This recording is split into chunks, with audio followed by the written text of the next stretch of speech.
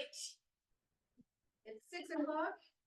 We will call the meeting to order. I know that Steve is planning to be here, so hopefully he will be arriving shortly. Follow me down the road in haste. He'll be here. There he is. There he is. We now have a full house. Sorry.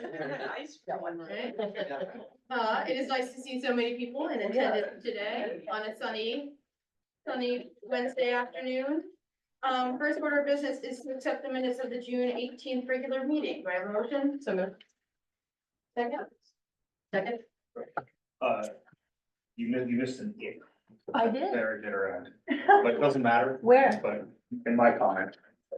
Oh. Making through the meeting, or making through that meeting, you just forgot to make it. through the- Okay.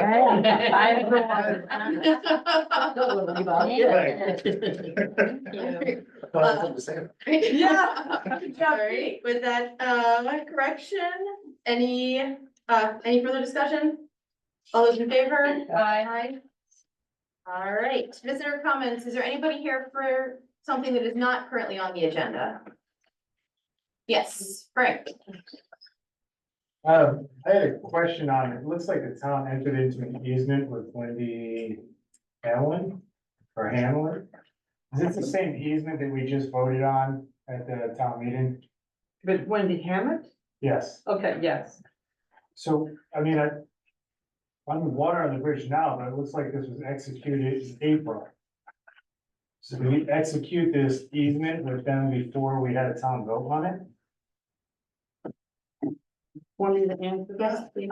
Yes, because, that, the driveway going into Clifford's garage, it's, part of it went on Wendy's property. We own the road, so we were doing that in preparation of the application for the up on the fire station, garage. So they were just, as surveyors went up there, they saw that some of the road was on her land, whenever who built it. 50, 100 years ago, I don't know, but, so we were just getting our lines straight. So why did we be voting on it? Town meeting, it was already executed. Frank, probably not gonna get into that with you, I did what the lawyer and the board said. But why is it a problem? I just was wondering why it had to be voted on if it was already executed. I mean, if it executed, we didn't file it with the registry until it's gone through the town meeting. It was filed on May 24th with the registry. Well, you got it. Anyway, that's all I know. It's the first that I'm hearing of this issue, so I feel like if you would like additional information, I'm happy to talk with our town attorney and, understand kind of more about the process, because I'm not necessarily clear on how, on the execution versus language on the town warrant. I think it's the rest of mine, I think it's already on the agenda. All right, ferry service. Oh, I'm sorry. Yes, sorry. We just had a question about road. So we're down the end of East Shore Drive. And the question is essentially what the town, we'd like a little bit of clarification regarding what the town's plans are going forward concerning emergency access points to the very end of East Shore Drive. There's been a huge amount of erosion down on our beach in Charlotte's Cove, which is a very heavily used beach this time of year. And as a result, a lot of people started kind of just parking in the middle of East Shore Drive, but it's still the kind of the town road to use the beach. So it becomes inaccessible. Our understanding was that there was a kind of access point through Boardman Road, past the gate, and that it was accessible through that gate, that an emergency vehicle could get down there as well as through the cemetery. But at the moment, it looks as though that's kind of, that end of East Shore Drive is kind of being abandoned and the road is being grassed over, and obviously the erosion hasn't been addressed in terms of the road down that end. So we're just wondering is it our understanding correct that that is supposed to be an emergency access route to that end of East Shore Drive? But it's So- not for, it's emergencies, Yeah, ambulance or fire. okay, But if the road is passable, that's the other thing, we haven't, had a stabilization project for that. And I think we'd have to have a engineer to look at that and say what it needs, because it's not really a through road, you know, so it would be up to the board to decide what they wanted to do. We want it passable, but, yeah, because at the moment, the bit behind, beyond the gate has been grassed over, and it looks as though the road is, there's no longer a road there, or there will but not on be a road there. McDougal's property. Yeah, that's the, it's a Yeah. private right of way, but that's part of the road that comes down that direction. So it kind of looks as though there won't be a road there anyway in another year or so. And obviously then there's the problem of the erosion at the beach, which, I mean, people naturally kind of, I think, drive down there now and think that's the end of the road, so they just park there because there's no difference between the road and the beach anymore, and they just park there. At one time, Mr. McDougal offered to, put in a, after empties that driveway and he owns land there. He talked about putting in a, not necessarily just turnaround, but some kind of little parking lot that would, people could stop there, walk down to the beach and go back.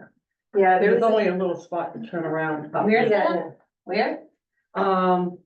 Maybe it's halfway down that hill. Opposite the road. Oh, McDougal, does he own that land across from me? Which would border where Kissy was, But that kind he of, owns that now. that's all swamp and like, yeah, terrible. I can't see how you could put anything there. He's mentioned that we were there with him with, well, I had Mark Craig. I think there was one other person. Well, there is a lot there, I thought somebody, I didn't know McDougal owned that lot, I thought it was. We did, but I haven't investigated. It's all under He never easement. offered Yeah. back. I thought it was all under easement there. That bit going up to the back of my house, that was my understanding. Over there also, because I know he's got some in. his- Kind of bits. So this is the lot across from my lot, which Well- we used to own, and Becker owned it at one time, and then, He owns all of this around here. where am I? I'm You're here. So we're talking about, she's talking about here, McDougal Here, is now, here, she must have here. bought that up recently. Yeah. Well, a couple Okay. years ago, we were down there, and he wanted. I made a suggestion about a way to shut off that road. And that did not go over well, but. Yeah, this is part of our concern, and I'd like the board to know this. We've seen grass is being placed on the north side of the gate, which is his property now, because nothing's been done for 40 years with that gate there. That's his property. And it's my understanding that since we've been going through all this horrible stuff with emergency exits, that I was told at one point, McDougal said he, and the board also were willing to let us use that in an emergency to go that way on their private driveway. But now if we see grass growing there, we're wondering, is he planning to make that into a lawn, abandon the driveway he used to have, which he's already replaced by going up his mountain? In which case, if grass is there, the next step is, maybe you're gonna see trees there, and before you know it, it won't be an emergency road for the whole East Shore Drive. That would be something we'd have to check with the lawyer, if it is, well, it is up to that gate. Town way still, but I don't, going beyond, but I had. That's something like in that area started a year or so ago. And this, I must have been before, well, it was before the January storm and everything. So, cause Bill Boardman and Dave Dyer went over there and. Spoke about it to them. Yeah, I was just gonna say, I mean, I know that we, around the time of the January storms, I thought, we had email correspondence with McDougal about keeping that open for emergency access. I think there was some back and forth about it. I wasn't aware that there was, kind of grass plantings there. And so, I think it probably is, it's a point well raised that it probably makes sense to look at this again and just. I didn't hear about grass. Yeah, I usually only hear things from Billy. It's just appeared, I mean, I was up there not too long ago, I didn't notice that, I noticed they put up some sawhorses kind of blocking it off a little bit, but the grass has only recently appeared. There was a tree at one point. Yeah. Yeah. So another thing about this turnaround, you know, we're nervous about losing our town road, but it's my recollection when Charles Verrill put that gate up some 40 years ago almost, I guess.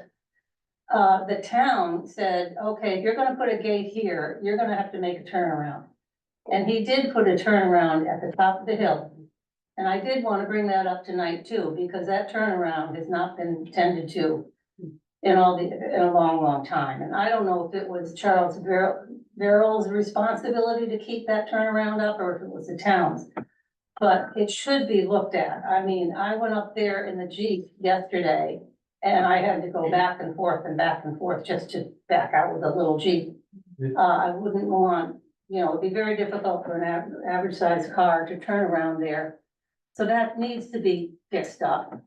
And while I'm at it, I was glad I went up in the Jeep because just going beyond the beach, there was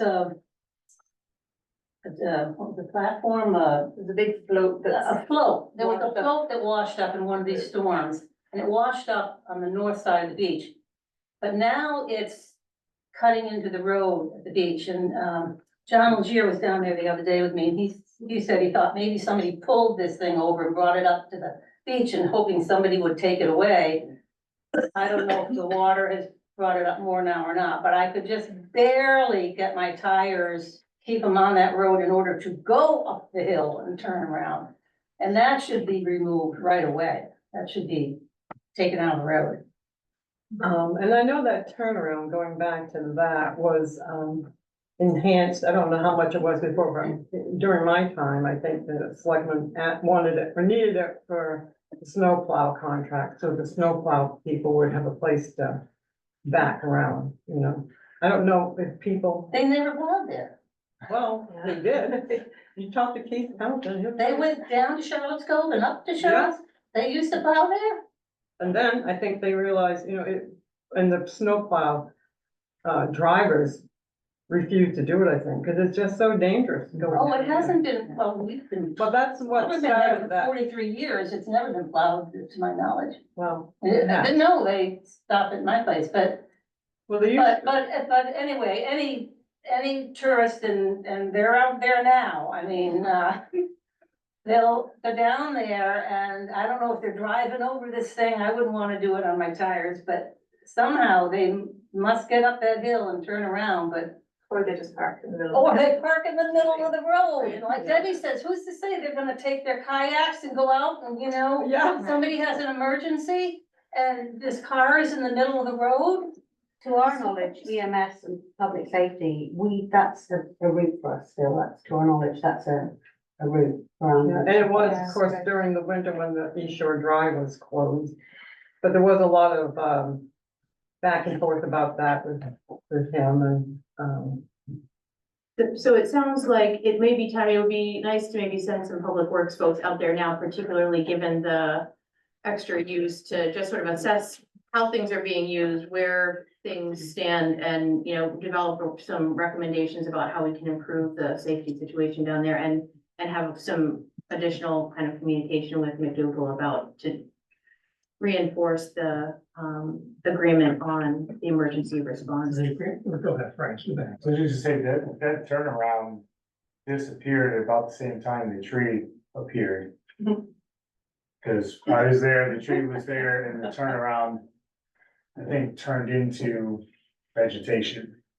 That's the last I had seen it there, so that's about the time frame. The only thing I want on East Shore is, has it been brought up or being addressed about the sinkhole and the new section that was just Yeah. done? What? Yeah, and actually just as part of those conversations, maybe thinking about the plowing situation as well, because obviously the only other, presumably the way for EMS to get in is through via the cemetery gate, which is obviously not plowed in the winter time. So if there's a situation where you have to then go all the way around full length of East Shore Drive, and obviously that was successful for 6 months, last 6 or 7 months, because of the situation down at the cove where the road fell in, so. I think we just wanna make sure that there's not a kind of halfway house situation where some people think the access is here, other people think the access is here, and then neither of them is quite, you know, wrapped up to where it needs to be for access. Whose property is the turnaround on? McDougal's. No, it's on town. side. Okay. It's on this side of it. Excuse me? 'Cause it's on the road, It's on the road, off the road. yeah, What about the turnaround at Yeah. the top of the hill? yeah. That's McDougal's land. I think it's. Isn't that what Chuck Burrow put the turnaround there? No, they were trying to close the road. I'm sorry? They were shutting, they wanted that, I don't know. It That was, sounds like we. Okay. that turnaround is on McDougal? Cause it was when it was Jim Whitlow's. It's pulled off to the right-hand side enough and far enough in, but everything off of the right-hand side of the road when you're going up is McDougal's. Well, it's our road. Yeah, it's our road, Town but the road. turnaround, you know, you just Right. turn to the right and you're on his land. Right, so, I mean, it looks like, I mean, I feel like it would be helpful, not driving down East Shore Drive myself very often. I mean, I feel like it would be helpful to have, you know, kind of maybe a map at one of our next meetings and kind of recommendations from the Public Works to understand, I mean, if it's on town land or, you know, or even a town easement, it would be, you know, the town should be able to make improvements to make that turnaround more easily accessible again. Sorry, just to add that at one point, I think when the road was fixed up several years ago, that it was widened quite a bit at the bottom there, so that, and that part of that was, I think, because so many people use the beach in the summertime, that they could park kind of on the far side of the road and not obstruct the road.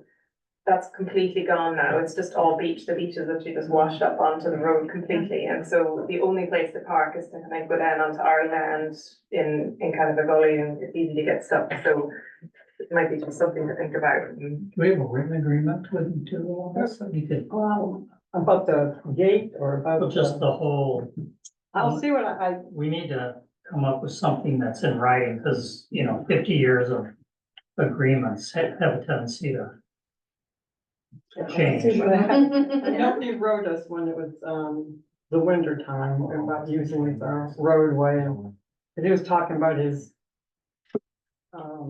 gate and combination to the gate and. He does have an agreement with the town hall, but it sounds like he has some legally going on, so there must be something in existence. I think he was trying to change something and. Yeah, but it seems like it's time to revisit, see what's kind of formally on the books and understand if anything, if we need to request any changes or maybe just, act on our ability to make some, maintenance improvements there. Yeah, I'll go there, well, not tomorrow, but the next, take some pictures for one thing, because like I said, I hadn't heard about the grass, and I know that was his intention months before, he was getting ready to. One other kind of minor thing, I noticed down there have been 3 markers put down there, and I don't know if the town was putting those there, right down on the beach. Right, you know, there are great big rocks that were moved and all that, and there were 3 markers, and I wondered if it might be if somebody's doing a survey, and again, John Legier was there, and he said, oh no, the town would have put those in to show where the road was. He had a survey done, he had a plan done a couple of months ago there. No, I so- saw it came up, yeah. he had a Okay, so plan he's done. going right down to the beach, and Yeah. he owns half the beach, and I'm on the other side. Oh, McDougal, I thought you said John Legier. John Legier was down at the beach with us the other day, Yeah. and we were discussing what these markers were. I He saw there was just like a legal clarified. deed in the Waldo deed saying it was a plan, basically. Yeah. So that may. Plan for, Doesn't say, just a plan of that area. Sounds like additional research is needed. yeah. Well, meanwhile, I'm not driving down that hill. I have to bring down my little boat or anything. I'm not driving down the hill because I can't get it back up because of this raft or whatever it is that needs to be taken away or put down to the north end of the beach or whatever, but it shouldn't be sticking out in the road the way it is. They've already gone down there once and moved a big log that couldn't move. So it's a similar situation. And I think for that, it would be fully appropriate to call the boatyards to find out whose float that is and who maintains it. Yeah, if it can be determined, I yeah. can, I mean, usually, I mean, IIT does it all the time to understand if there's, there's a float right now in Pro Cove. Yeah, Um, right, I saw that. So, Yeah. I'm not sure, I know it's not one of, IME's, but I feel like probably PYY or Dark Harbor Boatyard would know, or if it came from another area, we could, Yeah, look further it came afield. from I'm the sure that source. there's lots of I storm could debris, call but Mike Boucher.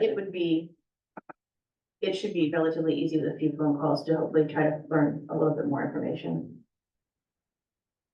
Yeah, Thank you. Thank you. Thank you. Just because it came up, do you want to speak at all, Janet, to any improvements on the existing seawall that was done this past year and or plans for the Lorena's Cove project?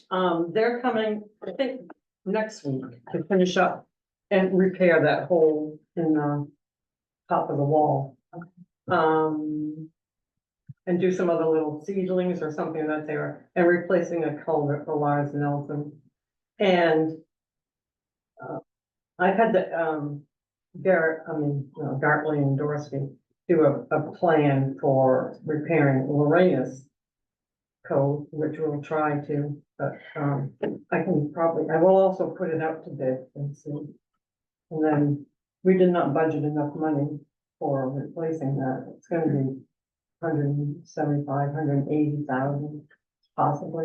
I thought that we had talked with the attorneys about using We did, but existing capital reserve funds for They that. just weren't able to do it at that time. I still will do that. Cause I didn't use that money in this last year, so I feel confident we can do it in the next year. Okay. Take from that undesignated revenue. Right, no, I thought that when we were looking at how much we had available to use in the undesignated fund balance, that regardless of which fiscal year it ended up being in, that we felt confident that there was enough in there to be able to take from that fund to complete that project in either last fiscal year or this fiscal year. We will, so, cause now, unfortunately, Farley is doing our project out back here. So, we just cut into their time, but. Right, well, it probably is something that's good to put out to bid, and, if we do that sooner rather than later, then we can, start the process. It'd be helpful to, I guess we'll need a plan from Gartley and Dorsey, in order to Yeah, I put had something that out to from bid. Bill Gary, from Garland and Dorsey. Yeah. Bill Lane. Okay. Anything else on visitor comments? Thank you, guys. Ferry service update? John? Smiling. Yeah, and I got this correspondence from Rick Latimer too. Do you want me to talk about that now? Yeah, should we, I guess maybe just have a motion to include that part of the correspondence in with this under the agenda, so we can take all the ferry service things at once. Second. Any further discussion? Those in favor? Okay, why don't I talk about that first, because that's the easy one. Well, it's not that easy, but, so you saw the letter that, was drafted, I believe, by Rick Latimer, who's the town administrator in North Haven. And, John Emerson, who's the chair of the Ferry Service Advisory Board, sent it to me. And I believe he sent it to most of the other, or all the other served islands. And, as far as I can tell, everyone seems to be in favor of it. It seems to have, nice tone to it and everything. There's only, nothing at the ferry services without conflict. Since that's been circulated, as of the 28th of June, and there was a news article about how the governor's office had DOT appropriates over $700,000 to hire people, and apparently that's being handled by a third party, an out-of-state third party. So I guess it's $736,000, and the contract is with Seaward Services. And just the other day, I was copied with an email from Peter Drury, who's a resident of Vinyl Haven and a former employee of the ferry service. And I haven't gone I haven't dived into this, but, I have this for everyone's, I have one I think copy. everybody might have it in their packet. Yeah. Oh, okay, so there's controversy about that too, because if Seaward is successful in, finding people, then those people, according to Mr. Drury, would be getting paid well in excess of what the state employees would be getting paid. I don't know. I have a question about that too. Their company is recruiting out of, their one of their offices in Albany, Indiana. And they have an ad out, if they're recruiting people from out of state, are we also going to be paying for their housing? I mean, how does all this work in terms of, I don't know. yeah, And the other interesting thing is in the news article, this money is apparently being allocated to hire 3 ferry captains, 2 seamen and 1 engineer. And I think what we need to appreciate is that when the service is interrupted, it's usually interrupted because you don't have enough deck crew, be it ABs, ordinaries, or just deck hands, whatever. You miss one and you can't run that particular run. And, with us, we're the lucky guys here, because if we miss a run, it's pain, but it's not we can recover from that. If Vinyl Haven or North Haven misses a run, that's a big deal for them. And I think, as part of the served islands, we need to be sensitive to that. I mean, when we lost the Maggie, we got Vinyl Haven's big boat for quite some time. And the problem is Vinyl Haven is the first circuit breaker that clicks off, and They've got 2 boats. well, and historically, they did not have 2 boats, Right. but then they got a second boat and they were told, well, if something goes wrong, it's gonna go somewhere else, but people get used to things and that's just the way it is. So I think it appropriate that, we be sensitive to that. What I did do, 10 minutes before I got here, I called John Emerson and said, so given all of this, what's the plan? And he fortuitously was at the North Haven Select Board meeting, which must start at 5 instead of 6. But they are in agreement apparently with just sending the letter as is. And I don't know what to tell you. I mean, we could send a letter, there's all kinds of options. You can have Janet sign a letter, just the letter, just to indicate our concerns. You could do a separate letter. I'll leave it to you folks and your collective wisdom to decide what the best thing to do. there might be one thing. So there's a thing called PPP, it's a public-private partnership that a lot of cities who have been in financial trouble are starting to utilize. So like in Chicago, I was there when they outsourced the tolls highways to a private partnership. They pay the state, or in that case, the city, quite a big lump sum. And then they get to charge within reason, but it's all in contracts, but whatever sum. So the question that might be interesting to kind of keep in your mind and maybe present the question to them is, is this 750,000 or whatever? Is this a kind of a beta of testing a private, PPP relationship to augment the ferry service or to take over the ferry service? You should be aware. Maybe you are. Those tom-toms are beating. Yeah. Okay, I just wanted to add that. But whether you're gonna get a accurate response as to exactly what's going on is another thing altogether, because I have no idea. Right. Right, go ahead. Just got a question. Do we know if this partnership, if there's any contract language that stops this company from recruiting state ferry employees to go to the other side, and then that'd be more of a force of the hand, because obviously if you do the math of what they're hiring and what the money that is allocated is a lot more money than what they currently make. So is there any language that stops them from grabbing state ferry service employees, and then who knows what's offered? They might have a contract somewhere else and now we're losing even more people, or it pushes the fees up, you know? Typically, I'll just say that, you know, there is you're not rebadging existing individuals, but it's a good question.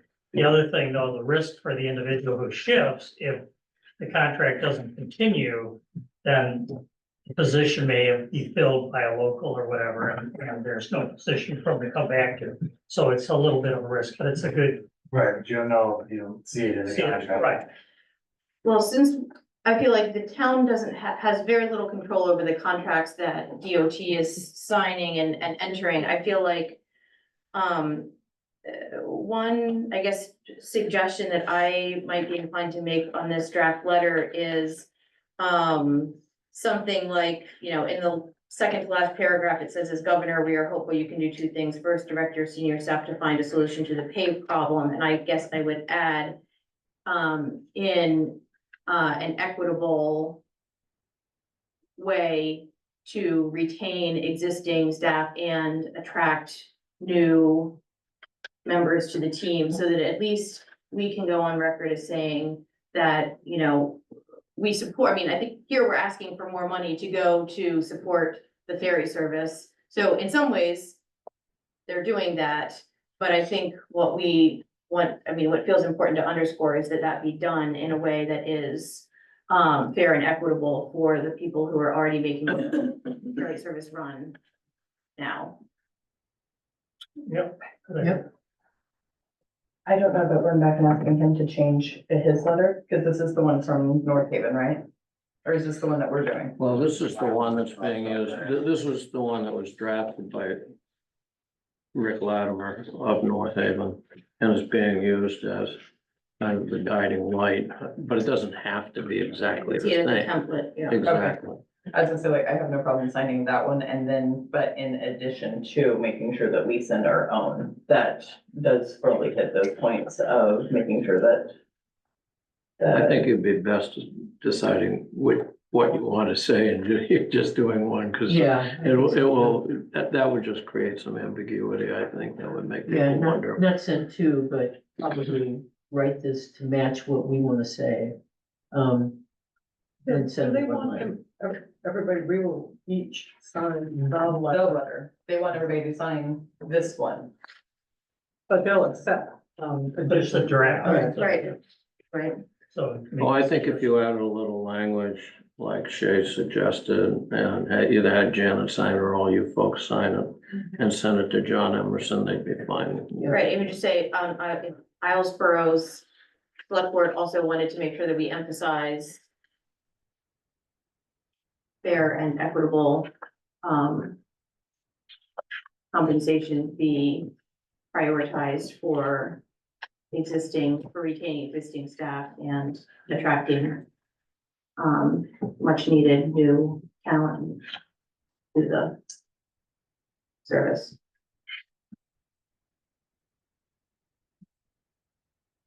I think we need to get that pay rate point hard. I think it's absolutely insane to think that the biggest complaint we hear is that this ferry service does not pay its employees enough. And they're turning around and they have the gall to dump $750,000 or offer it to a contract agency to then pay out-of-state employees almost twice as much. $50 an hour over $28 an hour. If they're able to do that, why are they not doing that right this second with the employees that they already have? It's crazy. If they do something like that, I almost guarantee you employees will walk, because I certainly would.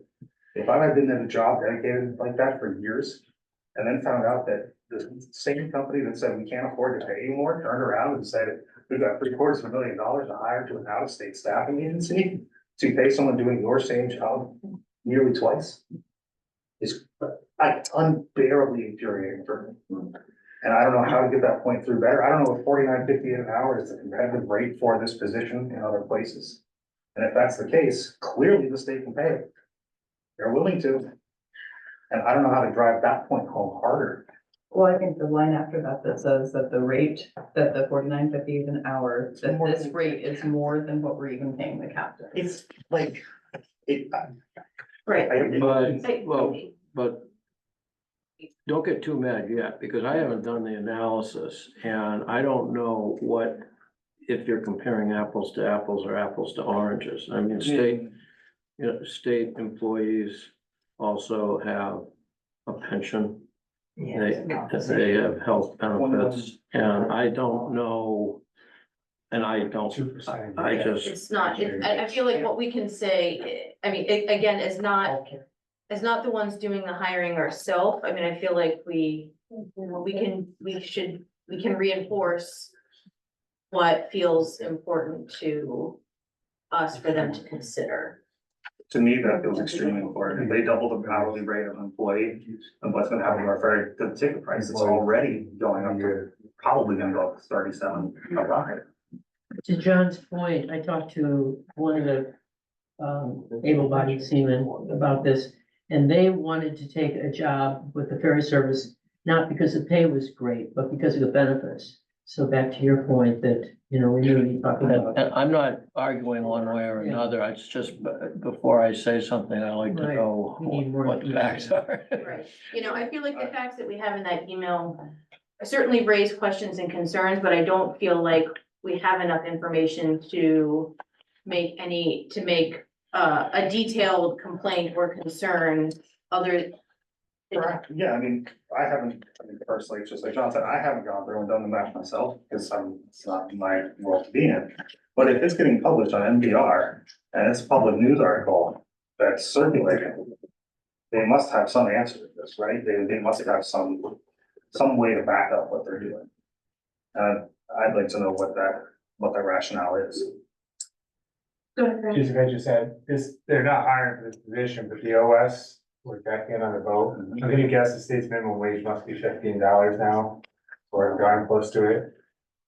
The state employees have an 8-step pay program. Either step 4 or step 5 now is $15. 1, 2, 3, 4, $15. The OSs end up getting pay raises only because minimum wage went up. So instead of having a gradual thing, like the first 4 or 5 steps of an OS is state minimum wage. Just, you have good benefits, but if you're $15 You an don't have hour, $30 an hour worth of benefits, right? I mean, like, which they didn't hire for that spot, but just to put it in perspective, when you talk about the pay. I just think it's a point that we can't glaze over in an attempt to be like playing nice with the ferry service because we're lucky enough to, lose 1 out of 8 runs a day. Right, so I guess my question is, my recommendation is maybe we just add a completely separate paragraph kind of under that as governor thing that says Islesboro Board of Selectmen additionally wants to emphasize our not good at writing in the line, writing in the air, but right, but focus on equitable pay for retaining existing employees and as well as attracting new. Yeah, So, I guess that's just, you're gonna play it nicer than I would. I think where I'm gonna land on this right now is, if I were writing this letter, I wouldn't be putting around the topic. Leave out the first half of the word. I wouldn't say like, well, we wanna worry about equitable pay. This goes beyond inequity. For the employees there right now who are barely scraping over minimum wage, to have to even think that there's somebody about to come on at 4 times their rate. I don't know, 3 times. I just don't think it can be. Personally, I wouldn't let it be that simple, but it's like, put the feet to the fire, figure this out. If that's what they're willing to do, why are they not making this offer to the current employees they have? so it sounds like we can either make a smaller adjustment, not say Islesboro, but I would add it in here, like, or we need to come up with our own letters. Because what Pete's saying is you can't, this is the draft, that's a significant change. They're gonna go, well, everybody's kind of in agreement, so. It's up to us to decide which way we wanna go. Bill, sorry. I don't know anything about this other than what I've heard tonight. But if I were doing this, I'd want clear information and then I would express my outrage, as Pete has talked about, but not until you know what's going on and how that money's allocated. Could be health insurance, could be retirement, could be transportation costs. You have no idea how that money is being spent. And you better be careful how you state what you state based on fact and not just supposition. But I haven't looked at this article yet. If they're citing these sorts of figures in that article, that means that they're making that information public. And I read it. It's in the article. So, do we wanna adjust this, or do we wanna, Well, I think, because we could always do a follow-up letter as well. And other towns may do that all. Right. I mean, I guess that would feel more comfortable, I guess, to me, is to just keep it as it is then, if we wanna do a follow-up letter. I don't feel like I have enough information right now to say anything in a stronger way. sure. Some more research. Can I ask, are you folks okay with the temporary waiver thing? It sounds like it's opening the door to ask the Coast Guard to let less staff be on the boats. Which I don't think that's a direction anyone would want to see happen.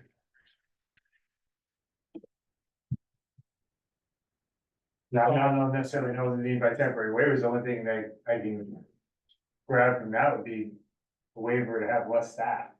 Or, Or to waive the 12-hour on limit. or John's point was somebody didn't show up that morning, it's gonna take a little bit to get another crew member, so we can have a waiver on that and, that trip or something. So those are all potentials. Right. I guess, to me, it's not asking for any, I mean, it's asking for the people who are leading the organization to have a conversation with the Coast Guard to understand possibilities. That's Right. how I interpret that. Not to ask for, certainly not asking for them to ask the Coast Guard to cut safety corners, like we're not asking for reduced safety. We're asking for the leaders to take the initiative to have some creative conversations with the Coast Guard about what's possible.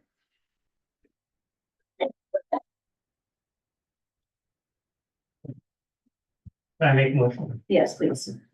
And the motion is to take this letter, add a minor, not a minor, but a change that's suggested by you, and we just send that back to the group for approval, and if it is, we'll take that and sign.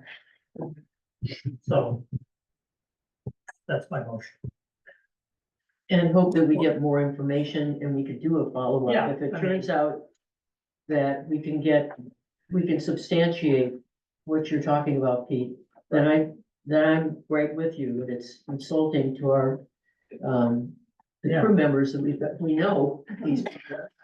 And, yeah, That's true. so I support that completely, but I really, personally, I think I need a lot more. But I figure since we're voting on a draft of changes anyway, we've got at least 2 more weeks before we send anything Right. to this, so we've got time to just do raise more or less. I was just gonna suggest that if you wanna do it without having to have to circulate it, which is that's gonna add 4 weeks to it, maybe just add the language along the lines Shay suggested and say, here's our letter, I hope you like it.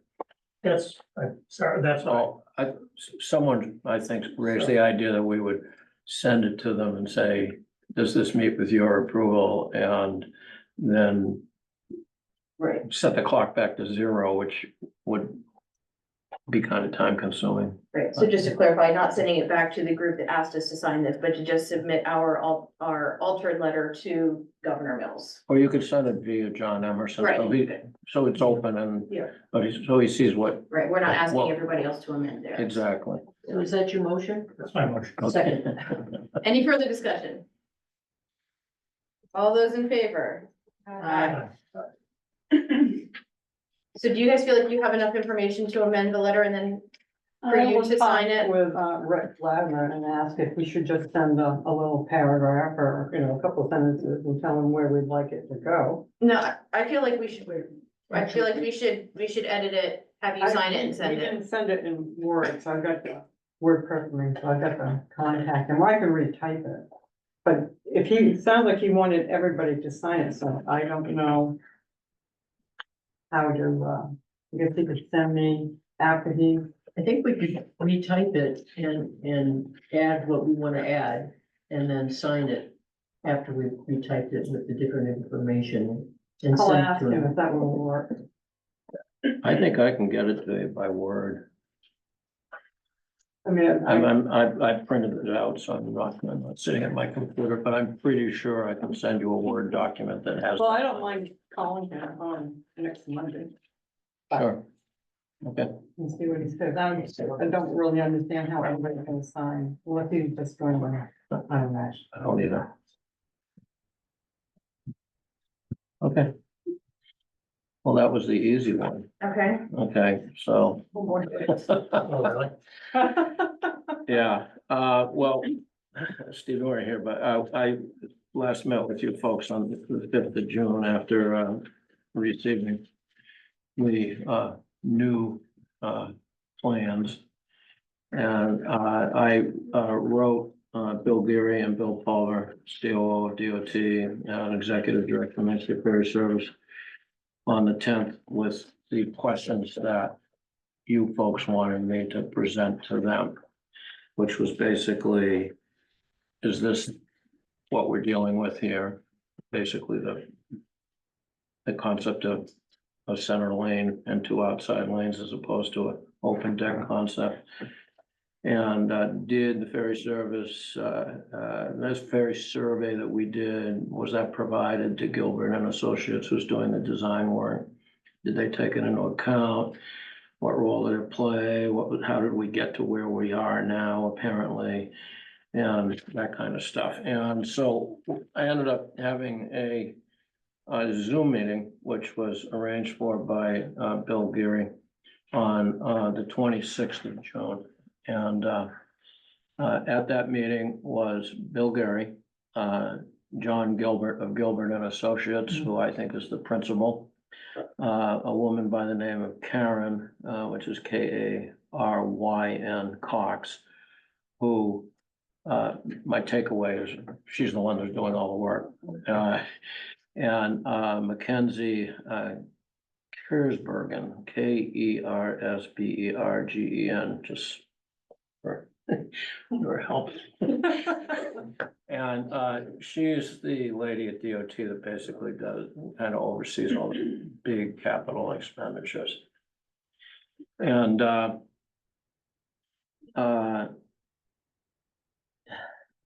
it was not a mutual admiration society meeting, to say the least. I'll just give you a summary of it. They basically had 3 concepts they were looking at, A, B, and C. A was the one that had been given to me a year ago. Open deck, and seating at deck level, but clearly inadequate as far as seating was concerned, 54, 55 seats when we carry over 100 people on the early morning boat. Concept B, I still haven't seen, believe it or not, but it is or was an open deck with seating at both the deck level and a level above. These 2 concepts, according to the email that I've already shared with you, were considered, but there were pros and cons in each of these. Those 2 concepts, the cons were vessel stability. That was one of the major ones. And another major con on B was that B, for some mysterious reason that they never really explained to me during our meeting, required 2 pilot houses. Which is not a good thing, because it's just a recipe for disaster, you know, but the nice thing was it had seating on 2 levels, so you didn't have to have an elevator. And concept A didn't require an elevator either. Both had stability issues according to them, and I said, I don't get the stability issues. You've got ballast systems, you've got open deck boats in Europe all over the place. And are you suggesting that European deckhands have some kind of magical ability to load vehicles that us Americans don't have? And there was no rational response, so they chose concept C, which is basically the Margaret Chase Smith 2.0. And keep in mind, this comes as no great surprise because Gilbert and Associates is the same outfit that 35, 40 years ago designed the Margaret Chase Smith. So surprise, surprise, we got the same thing. And that doesn't have stability issues. But one of the issues it does have is all the seating is not, there's no seating at deck level at all. And because there's no seating at deck level, you have to take the ADA into account and stick an elevator in the thing, which is not a marriage made in heaven. And so one issue I raised with them is what happens when, not if, the elevator malfunctions, can the boat run? And I got this kind of mushy, I said, I want to know, you guys are the designers, I'm not, and I can't, you know, research the Code of Federal Regulations for 10 hours trying to find that. But what happens when that, and they were like, oh, it won't happen. And I'm like, well, tell me. Vinyl Haven's new boat has a elevator, correct? Yeah, Yeah, and it's broken. well, Yeah. well, the first thing that happened when it was put into service was it broke. Right. Yeah, and it's fixed now. And supposedly they have service people that are better. But I never really got an answer as to whether or not if it goes out of service, whether the vessel can run, and they're poo-pooing it. And I'm like, well, this is a big deal, you know, and Did the Vinyl Haven boat run with the elevators up? they've been running them. Yeah, but the Vinyl Haven boat, I believe, it has some seating capacity on the deck level as opposed to this concept C, which is basically the Maggie, you know, so. But they run it anyway. How long you get away with doing that, I don't know. But in any event, it was very frustrating. I mean, I didn't get many answers. Concept C is the one that they are pushing. The changes between the current boat and this one are, at least as far as the outer lanes are concerned, they're gonna take the rails out that everyone has. The average width is going to be 9 feet 6 inches as opposed to what is currently 9. So there'll be either you got 6 inches on the driver's side or you want or 3 on each. One side, that I think it's the starboard side, although with the double ender, I don't know, you know.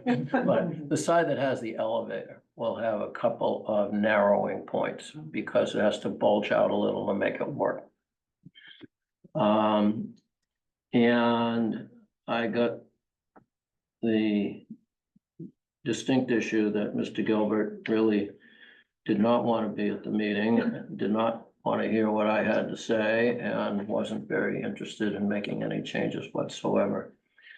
I did invite him to come up here from Braintree, Massachusetts, in the biggest, you know, in a Tahoe or Suburban or a Tundra, along with Ms. Cox. And I said, I'm sure that Bill Geary we can send you down the right side on the way out and on the left side on the way back.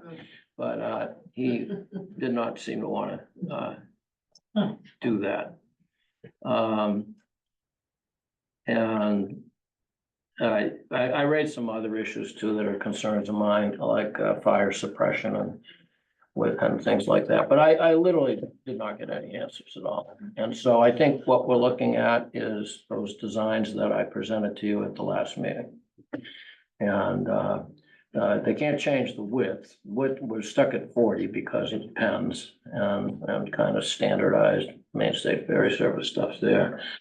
But you know, and it was a pretty, it was not a pretty meeting. You know, I basically said, I don't see any innovation here. I don't see, it's just like, I said, at one point, I said, from my somewhat jaded perspective, we're taking a state-of-the-art boat, or a state-of-the-art propulsion system and, you know, electronics and all of this and putting it in a vessel that was designed 40 years ago. Yeah.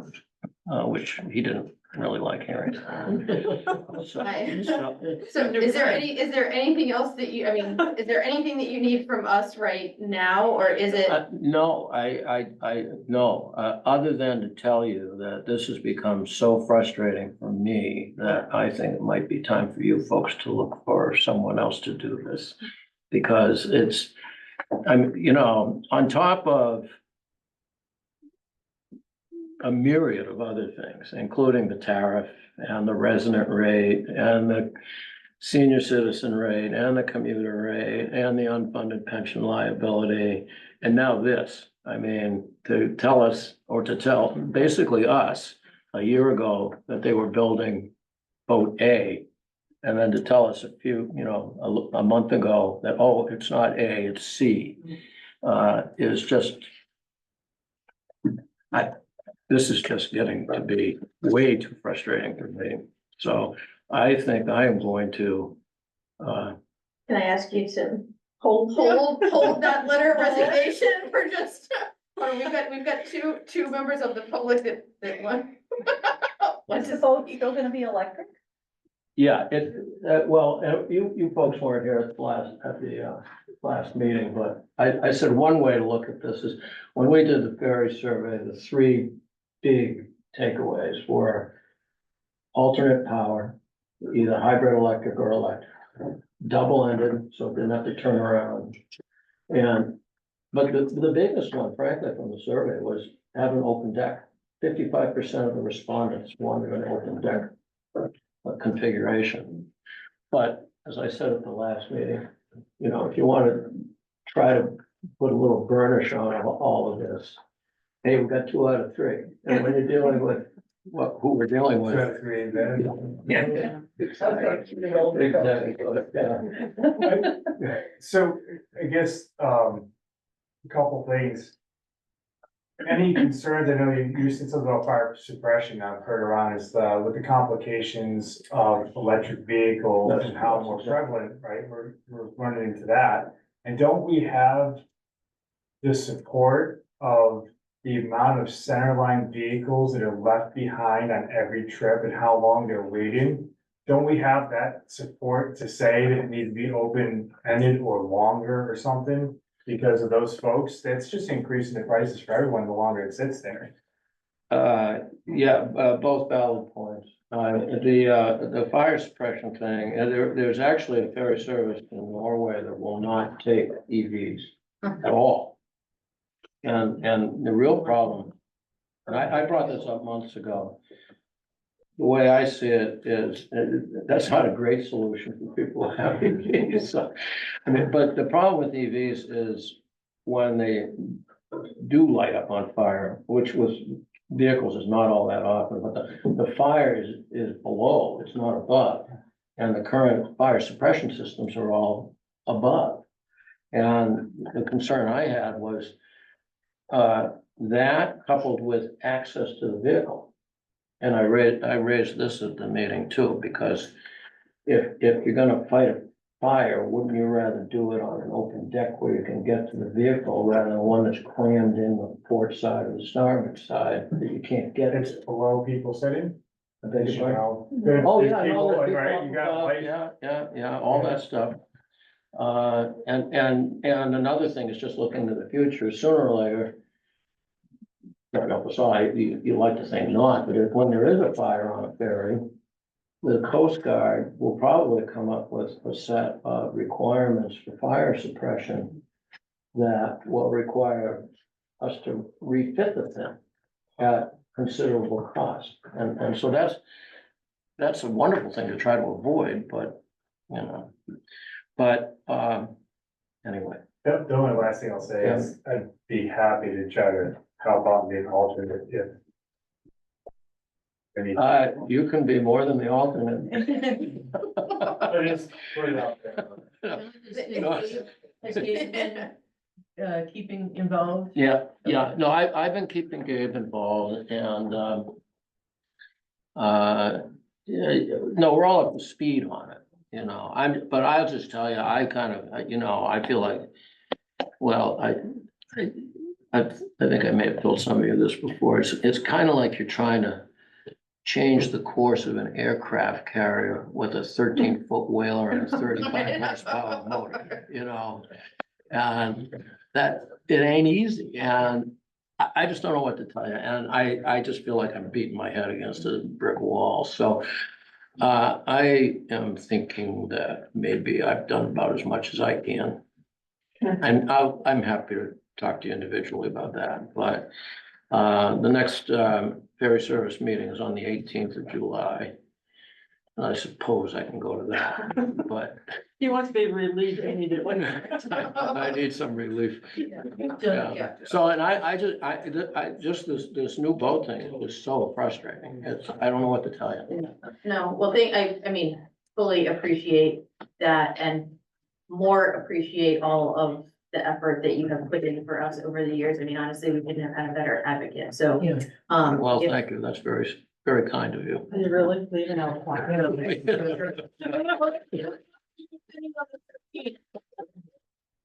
You stay on, we'll give you a plaque.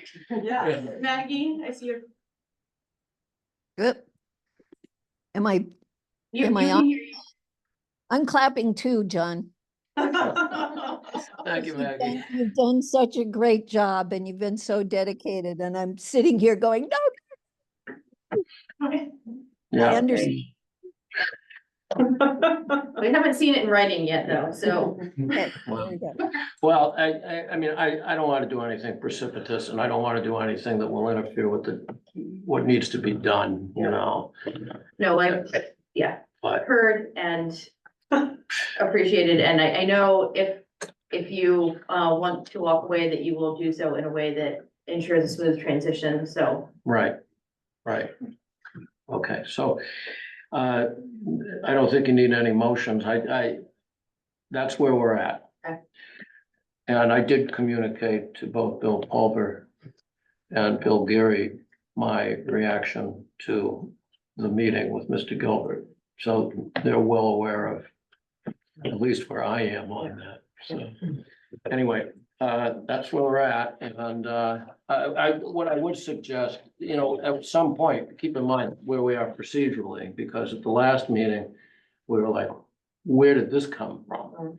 And so now we know where we're at, some sort of, and what I would suggest is that at some point in time, some sort of communication be made to these folks at DOT and Main State Ferry Service about what we think about all of this, or what you think about all this, I should say.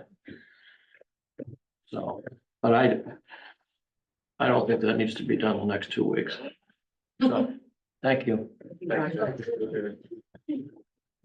Bill, Let me ask John, really quickly, I don't wanna prolong this meeting unnecessarily, but what's wrong with these people? I mean, why are they so dense?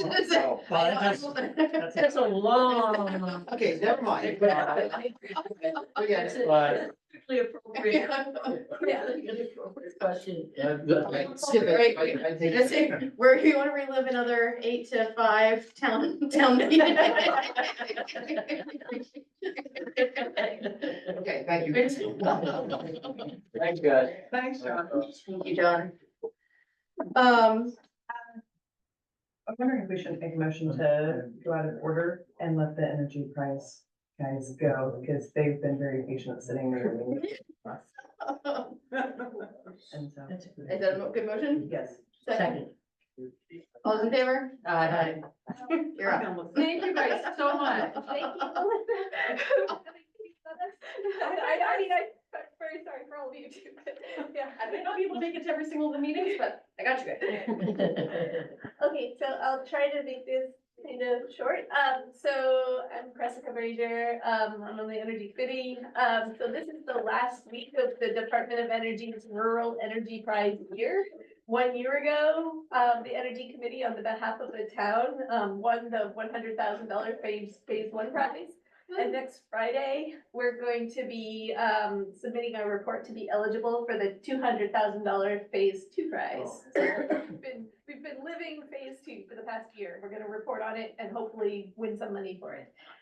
So we'll be submitting our final report, next Friday, and evidence of our work towards the two types of clean energy projects that we've been working on, which are solar arrays and home energy efficiency. So our subcommittee team for the Rural Energy Prize, which we call the Energy Hub, is working very hard to pull that final report together right now. Our recently active members and contributors, I just want to call them out, and they're myself, Kizzy Barton, the Community Energy Coordinator, Harriet Baring, the chair of the committee who couldn't be here tonight, Bill Thomas, Janice Petzel, Trevor Blackford, Monica Mullins, and Holly Fields.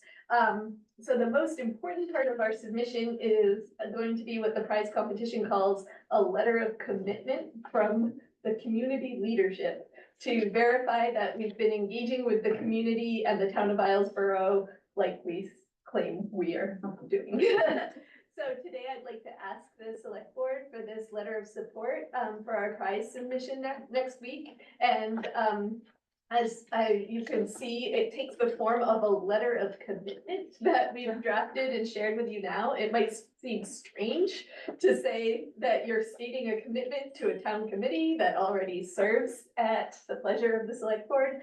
But I think this is just what the prize reviewers are looking for, to kind of have, you know, outside, like from the outside looking in, confirmation of how we're organized.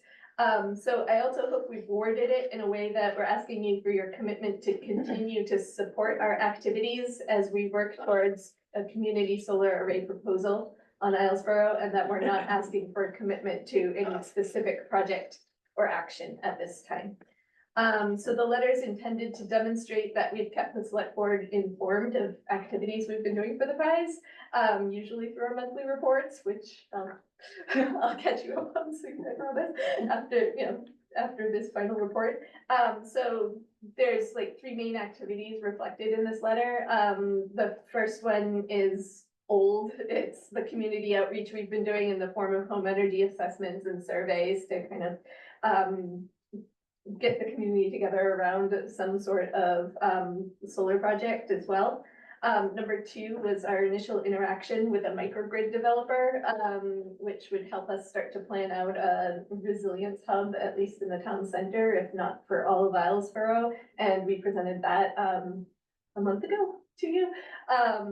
And number three is a new one that we've been working on in the past month with a number of committee members to and the Islesboro Economic Sustainability Corporation, in consultation with them, to figure out if like some sort of solar ownership model that would help us be able to access federal grants, basically, to build that. Yes, which and you know, we're looking at the feasibility of, you know, just exploring the feasibility of a quasi-municipal corporation for owning or investing in local solar projects, which, you know, would make sense in terms of supporting cheaper and more affordable electricity and grid resilience to support economic development on the island. So this kind of study we're doing was an important goal of our prize proposal last year. So we'd hoped that we could include that in the letter so that you could say that you're aware of that study we're doing, so that we can refer to your letter as evidence that we've started to work towards that goal. It's all very complicated. Yeah. But anyway, that's kind of the sum of what we're hoping to ask for your support on today. And we'll be looking forward to updating you on our final report and all the rest of the things that we'll be submitting next week. So yeah. Thank you. Questions for Jessica? Would it take a minute to approve the letter? Second, okay, any further discussion? Great, can I just say, if you haven't Yeah. done a Yeah, sorry, survey, they- please do a survey. I'm sorry, I didn't mean to, like, thank them for being here to support. But yeah, if you haven't done a survey, please do a survey, Yeah. because we need more before. I think I might be here instead of survey, but. So everybody do a survey, Didn't yeah. make It doesn't, John, it doesn't, it's right there in the things. So we have a motion and a second. All those in favor? Aye. All right, I don't think that we have a formal, version here to sign tonight. Is that, I thought you were going to get one. I thought this was just a draft. Yeah, it's a draft. You could sign that and then we could add the letterhead. I can Ex-post. print it on to letterhead. Okay, yeah, like copy it onto letterhead if you wanted to sign when you By come down sometime or tomorrow whatever. and sign it. Not tomorrow. Oh, right. when is That's your, wrong. report due? The 12th, like in basically a week or a Okay, couple days. okay. So I mean, if you want, or, you know, if you can figure out some way to do it tonight quickly. Yeah. Yeah, I That's up to you. can leave right now and go Okay, into my that's office. Yeah. But More support. it's a holiday. Oh, no, I mean, they haven't, it's Friday, it's right, if you do that, You're on Monday and Tuesday. they're all here now. We can get it to them before Oh, the I next can- meeting on the ninth. Yep. Wait, I have like a letter that we could, like, I don't know. Like, it just looks like this, and then we can add the letterhead at the top afterwards. I mean, That I- would work out right? Yeah, Yep. If that's possible. yeah, 'cause what I can do is just. Add print it around. out. Yeah. Yeah. I can go do that tonight. Thank you for all that you guys. Yeah, all of We haven't finished it yet. Yeah, we're counting on you to keep going. All right, I know that Brian is also hung in with us online and we have an update from him. Should we continue out of order to allow Brian to Good do his idea. financial update? Chaos starting. Great.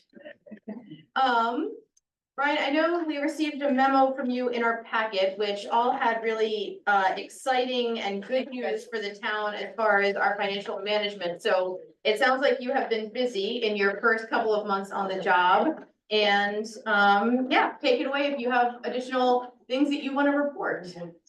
Oh, I actually I didn't even keep a copy of that letter. Janet asked me to. I was informing Janet of what I was doing, and she asked me to type something up. I didn't actually realize it was going to be a formal presentation to the board that was going to be, you know, read and recorded and everything else. So the gist of the memo that I wrote is I've been working with Camden National to increase the interest rate that we get paid for all of our unspent cash that is at Camden National, which is where the majority of our funds are. The rest of it is in capital reserves at with an investment advisor, you know, kind of our rainy day fund, piggy banks. But one of the first things I noticed when I came on board was that we were getting paid very, very little on our unused cash compared to what current market rates were offering. Our checking accounts were paying a 0.03%. Our high yield savings, which is where the majority of our funds are, was a 1.81.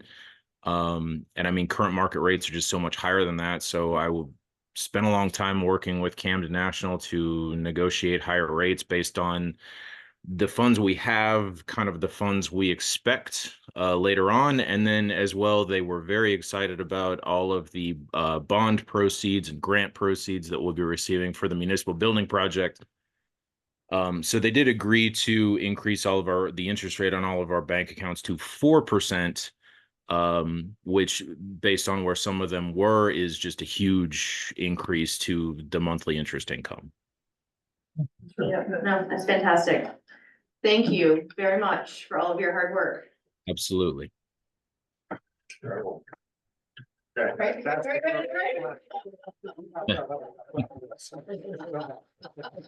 Thanks a lot, Brian. Thank you, Brian. Absolutely. Thank you. And thank you for the impromptu and presentation. Well- It deserves more airtime for this good news, so. Sorry to put so much schoolwork in front of you every 2 weeks. I mean, All good. thank you. All right, should we go back into order? So moved. Second, we're gonna go through it quickly. All right, sea level rise update. Just really quickly, we just submitted another grant for the main infrastructure adaptation fund for $75,000 to hopefully continue engineering work at the Narrows. We had one information meeting here last night that was well attended on Zoom, and we had a couple of people here in person. We have another info meeting on the 9th at the library at 4 o'clock, and another one at the Up Island Church on the 10th at 4:30. The next Sea Level Rise Committee meeting is going to be on the 12th. That is where we're going to discuss the adaptation recommendation that we're going to bring to this committee to hopefully approve at our next meeting on the 17th.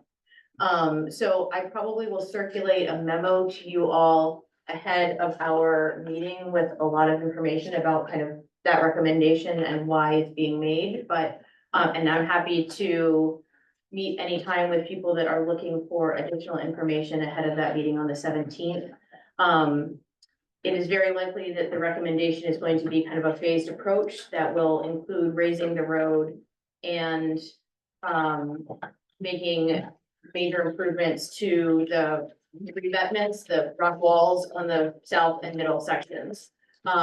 We have not decided on what the best adaptation of that revetment looks like.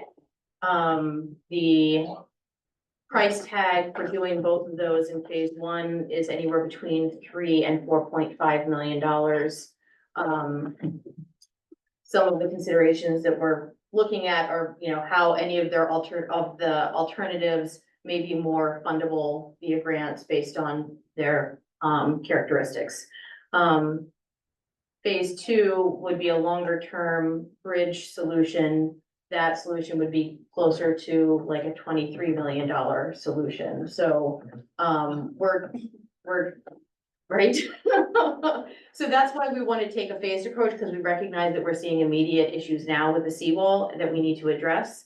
And we don't want to we're not necessarily prepared to recommend a $25 million solution to the community, recognizing this is one section of road and there are multiple that need to be looked into. So more information coming, but just so you know, that's kind of the order of magnitude of the kinds of options that we're being given and that we're considering, and more info on the 17th, and happy to have you guys attend on the 9th or the 10th of next week. Any questions? Municipal building? I don't have anything to report at this point, except for please walk over there and take a look at all the progress. Things are really moving fast. I will have more information. I'm meeting with the site supervisor, Pete McPherson and Pete Anderson next Wednesday. So I'll have an update on that. The Up Island Public Safety Garage, we don't have any more forward action. We're still trying to nail down the person who would do the construction and handle the site preparation, all of that. At this point, we don't have that locked in, but we do have a good price and pretty good idea about what the middle building would cost, that sort of thing. Questions for Lauren? Great. Maggie, I just wanted to flag, you still have your hand raised, so I think it's residual, but if you have, okay. Thank you. I just want to make sure if it's for something new that we're not ignoring you, so. I'm just a dunce. Oh, I don't believe that for a second. All right, upcoming meetings and subcommittee reports. Want to add all the sea level rise things that I just mentioned. Planning board on July 15th. Anything else that we should be aware of? Energy on the 9th. I can blast this stuff real quick. Okay. I'd like to work it. Probably I met last week, discussion about the new upcoming contract that we authorized our ability to sign on to. It's still in negotiation. It's been a productive negotiation so far. The biggest changes, they removed language related to startup and building installation, and testing, which just is no longer relevant. GWI has requested that our contract looks more uniform with other municipalities that they are servicing. Apparently that has been taken care of. There was a mechanism inserted to ensure the cost of labor and materials are competitive, and well reported.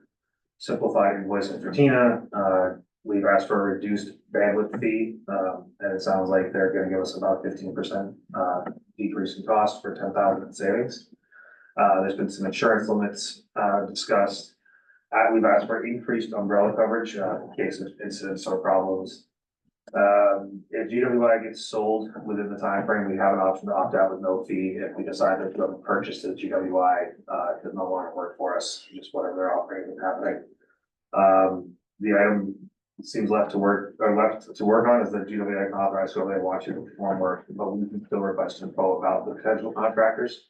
And it is noted in our contract, we have a strong preference for local qualified contractors as opposed to somebody from all. So, hopefully they will have a draft ready within about 4 weeks to present to us. Is what they were alluding to, so. Sounds like good progress is being made, a lot of good updates and changes coming through. Yeah, that's good. That's our broadband update. Any other meetings or subcommittee reports?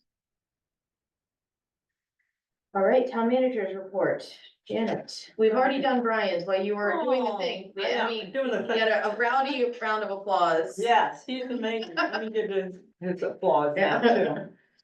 I don't have much to, and did he mention about the interest rates of the? Yeah. Yeah. That's awesome. Yeah, it's awesome. He thinks he's working on a commission, I think, but that's all right. I did hand out, I did give you all, but I don't have much to say about it. Patrick Lyons, who came in here, from Eaton Peabody to do a interview, which was very nice. When I sent him a letter saying thank you, then he responded back. Thank you for the update, it was a pleasure. Express my thanks to the board for the opportunity to meet with them. And then he's interested in hearing back from us, can you provide any feedback as to why the board decided to go with Credit Polarity? It would be helpful knowing for future interviews that, and how to become more competitive in responding to future RFPs, so you all can think about it, if that's something that you want to do, and let me know, or send your messages or your ideas, and I can respond back to them, but that's kind of, which I thought was interesting. Please looking for input. But that's all I have.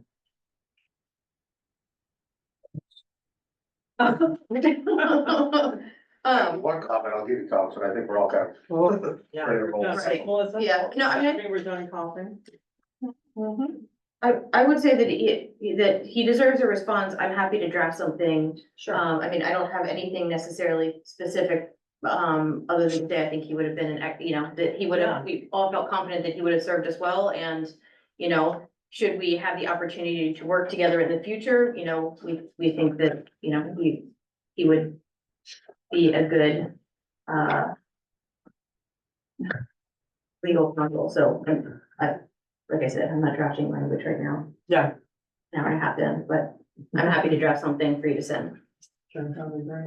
Okay. Anything else? Oh, yeah, we should mention it, or I should mention it. Well, I guess it's under old business, but I don't have anything handed out about that. I was just stating about the new council hire from Credit Polarity, Kristen Collins.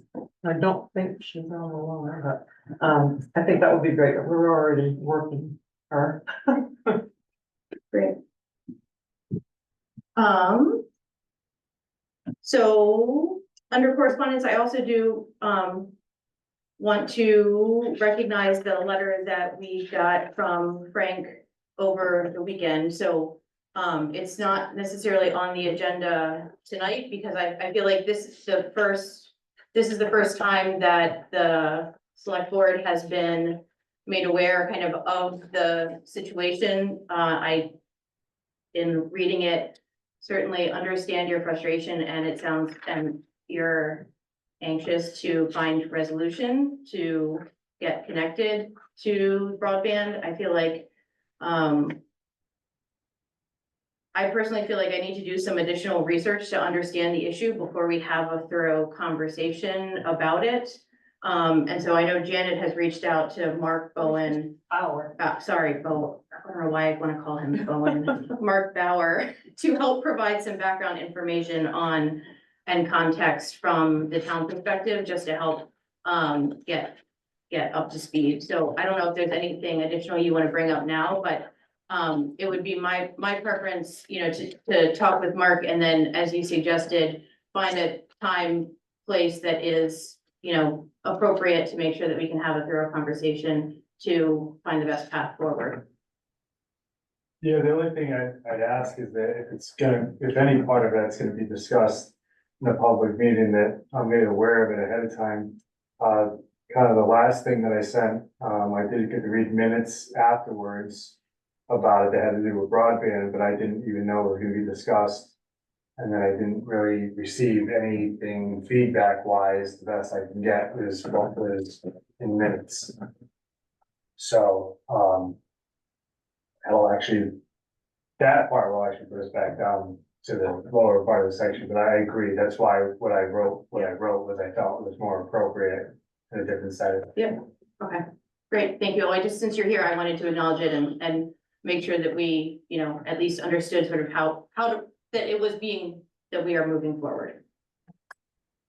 Can I ask you for something, Frank? If you could bring to the board a list of all your other topics, because right now I feel like there's several that are kind of floating around, and to me, they get confused.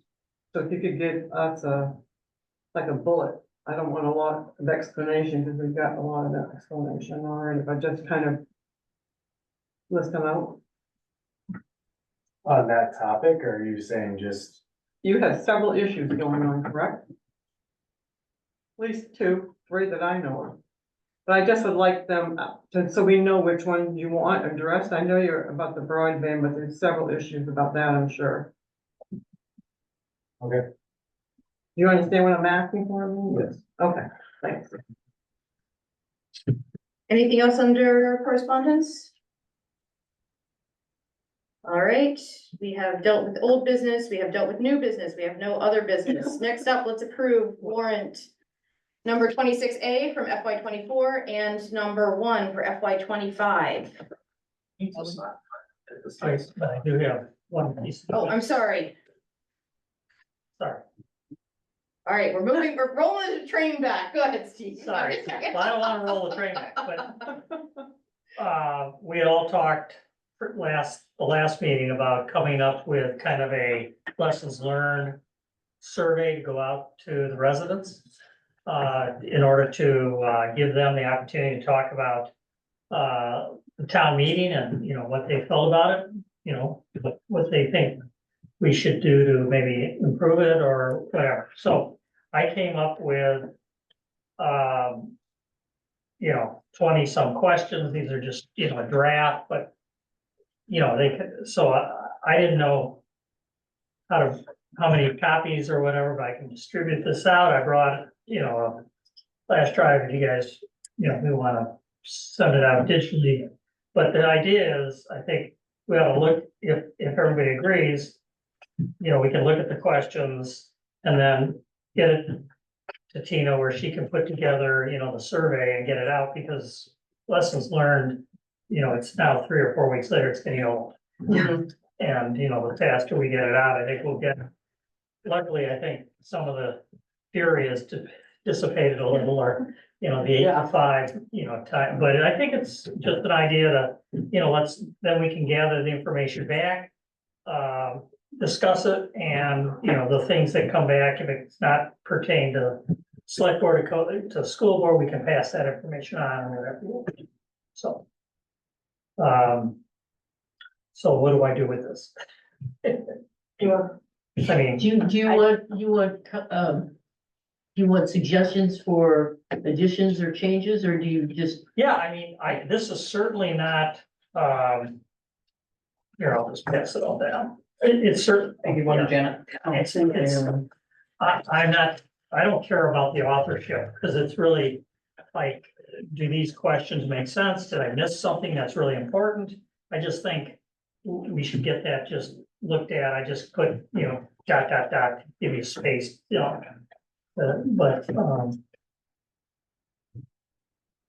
I think what we want to decide is, we want to send out, do we want to take action on this? or you think we would read it now and take action tonight? Or, Well, I'm kind of along the lines of Steve does, that it's getting a Yeah. little further past and further past, so I think that if we're gonna do something, I We'll think it do would it be better now. to do it sooner rather than later, yeah, because another 2 weeks from now.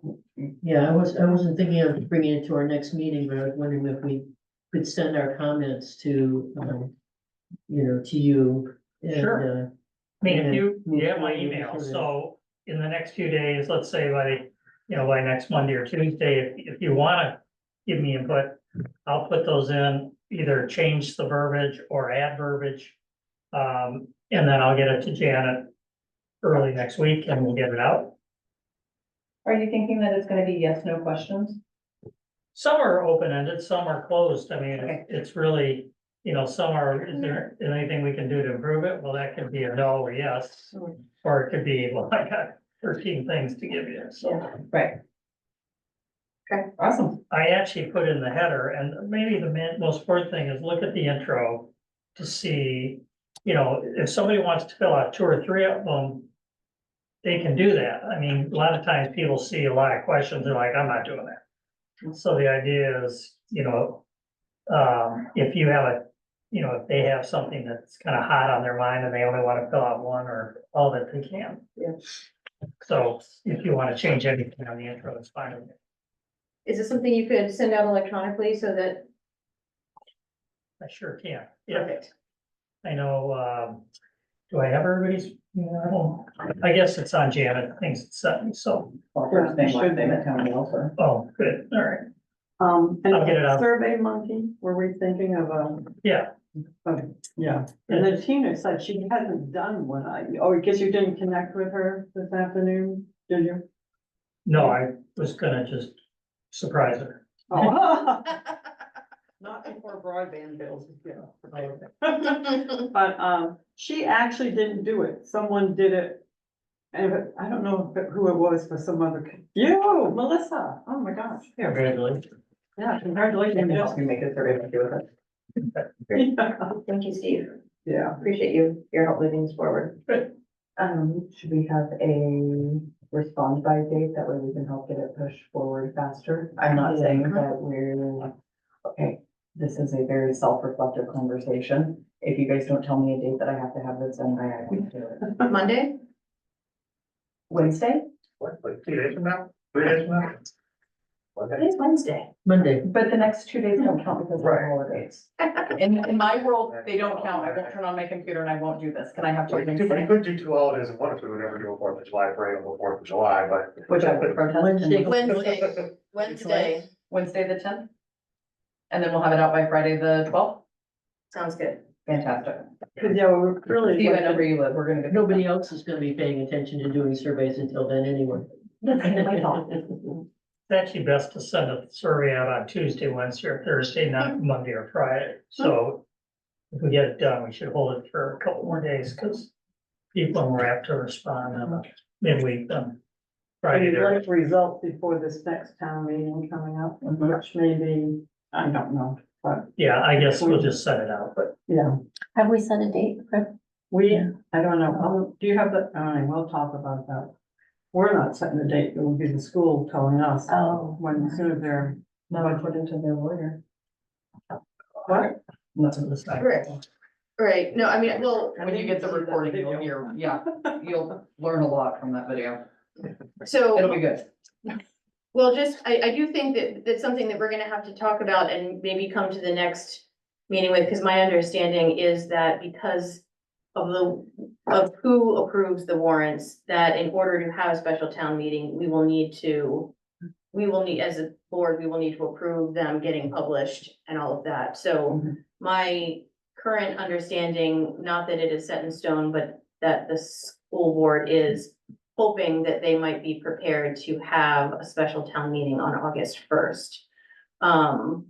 So if that is the case, then at our next select board meeting is when they would likely be coming to us to ask us to approve that. So I have talked with Janet to just ask, I think we should send the school board information about exactly what we need, kind of lining up the timeline so that we're clear about, you know, going into that meeting on the 17th, if what is possible.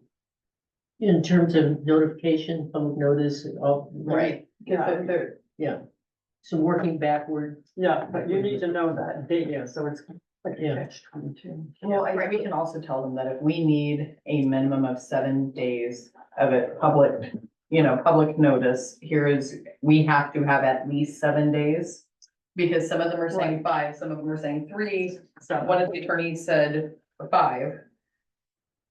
Bill Stockmeyer, I think, had said that they only had to put out 5 days notice, and it was like, well, maybe I'm for the fine. school, but for us, we do it, and our status quo is 7 yeah, I days. mean, I'd like let to Bill stick with talk, that. yeah, I can't imagine why. Well, I just feel like the town needs to provide some leadership, because if we have staff that we need to make sure can make it to the meeting, that we need to approve the warrants that we're advertising, that I think if we can at least give them, regardless of the date, whether it's August 1st or August 24th, if we can lay out clearly out from town meeting, here's the number of days we need this, the number of days we need this.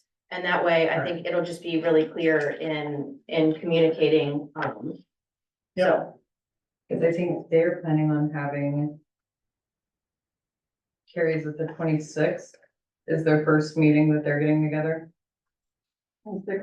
July. Is the first time that they're doing, is gonna be the first one, and then they're doing it like 3 days later, so I think they're trying to do the 26th, the 30th, and then.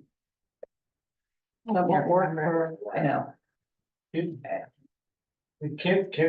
First What? meeting, the 22nd. the select board just set a date, even if it's in the middle of August? I mean, obviously, you guys wanted it done as soon as possible, but can't you just set a date and say that's when it is? Cause there is people who travel for work or aren't around, and some of this very little notice stuff isn't really fair to people who they want. I know there's people who work in the ferry that would want to go to town meeting, but you know, they didn't follow stuff. They had enough information time, but when stuff comes up, you know, people have to put in time to get off or get coverage if they want to attend. I don't see why you couldn't set something maybe even a little later than what you're thinking or what they're thinking and set it. And what if their budget doesn't get finished? I mean, this is what it's all about, so. Right, so I guess can we just lay out what the process is, and then I feel like we can come to that, we can go to them to say, I mean, I agree, we need to set a date, but we need to set a date That's gonna work. that is going to work for the school board, because having the select board stand up and present the school budget is not gonna be helpful for anyone. But I understand it, but if you get done on the 30th, if you want it on the 1st, I mean, or 5 Right, days we have later to to set the rush, that's first. not fair to the townspeople either. Quick. You know, Melissa said if you don't give her a date, it doesn't get done, maybe it's a date and they've gotta make sure. You give they've them got the date, together you're by right then. beside them all day. Oh. Well, you were. Okay.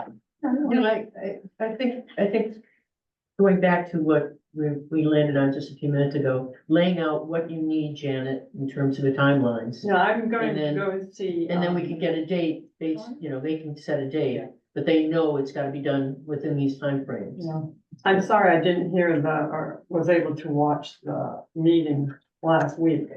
So I probably will, The meeting with Bill Stockmeyer was very interesting. would be on the Zoom, Uh-huh. Zoom. And he said that they have to come to us for everything. We're the ones that set it, we're the ones that do it, and that they need to come to us, Meaning The town. the select board. Okay. That they need to come to us and tell us what their plan is before any meetings, that way everybody's on the same page. And then there was a big discussion about when anybody was available. And unfortunately, no one's available until the end of July, and then no one's available after the first week of August. And so, They are aiming to Yes, present to the thank you. select board on the 31st. Perfect. Throws out August first. no, that's August 22nd and then the 29th for their 2 meetings. Have it done, bring it to the select board the 31st. Maggie, go ahead. I see your hand raised. Well, from my notes, their first meeting is the 22nd, their second meeting is the 25th. Sometime during the week of the 29th, they want to hold a public hearing so that people will, maybe actually understand the budget this time. And then on the 31st, they want to meet with the select board.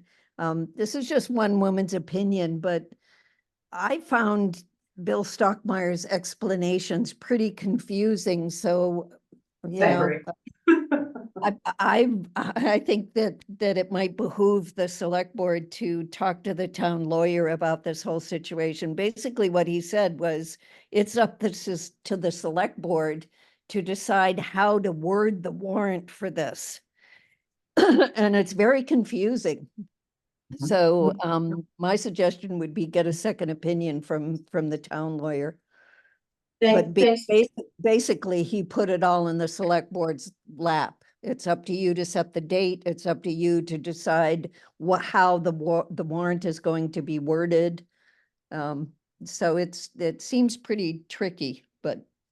Even as far back as to if we're going to allow the school to reopen the previous articles, if they're wanting to make adjustments to it because those have already passed, that we have to decide if we will even let them touch anything up to Article 17. Right. I guess we do need to get our turn. Yeah.